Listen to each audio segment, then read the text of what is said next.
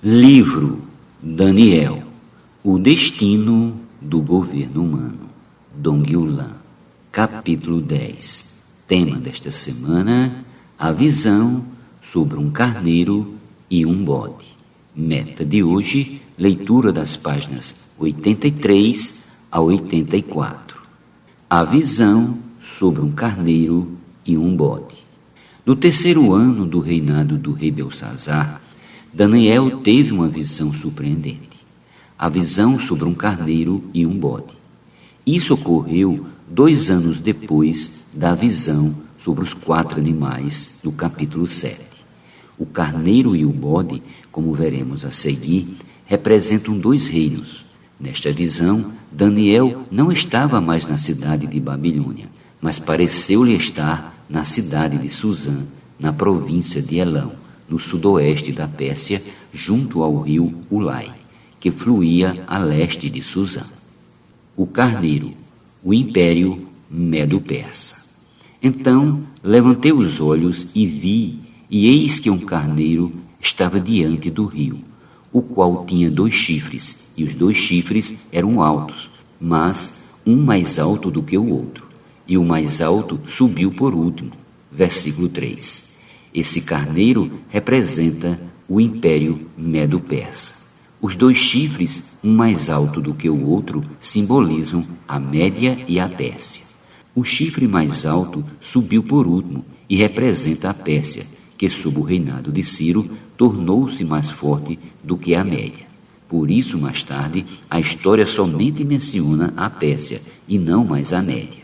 Tudo isso já havia sido determinado pelo Deus Altíssimo. Ele é aquele que dá o reino a quem quer e o tira de quem quer.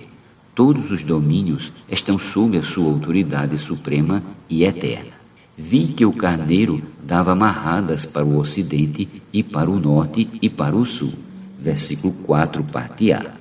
Isso significa que a Média Pérsia conquistou a Babilônia, que ficava ao ocidente, a Assíria, que ficava ao norte, e o Egito, que ficava ao sul. E nenhum dos animais lhe podia resistir, nem havia quem pudesse livrar-se do seu poder. Ele, porém, fazia segundo a sua vontade, e assim engrandecia. Versículo 4, parte B. O fato de nenhum animal conseguir resistir-lhe indica o grande poder subjugador da Média Persa. O carneiro fazia segundo a sua vontade e se engrandecia, significando que a Média Persa não tinha temor de Deus e se tornou arrogante. O bode, o império grego de Alexandre o Grande. O versículo 5 diz: estando eu observando, eis que um bode vinha do ocidente sobre toda a terra, mas sem tocar no chão. Este bode tinha um chifre notável entre os olhos. Este bode que vinha do ocidente, Europa, representa o império da Grécia. O chifre notável entre os olhos simboliza Alexandre o Grande.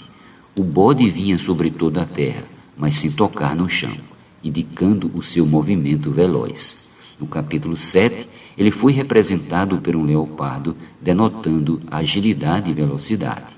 Alexandre, um general jovem que aos 20 anos já comandava tropas, era brilhante, ambicioso e queria conquistar todo o Oriente. Dirigiu-se ao carneiro que tinha os 2 chifres, ao qual eu tinha visto diante do rio, e correu contra ele com todo o seu furioso poder.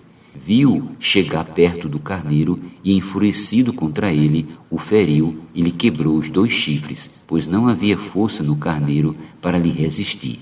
Mas o bode o lançou por terra e o pisou aos pés, e não houve quem pudesse livrar o carneiro do poder dele. Versículos 6 e 7. Esses 2 versículos indicam a conquista e a destruição da Média Pérsia por Alexandre. Foi algo rápido. Em apenas 3 anos, 334 a 331 a.C., partindo da Macedônia, Alexandre conquistou a Ásia Menor, a Síria, o Egito e a Mesopotâmia.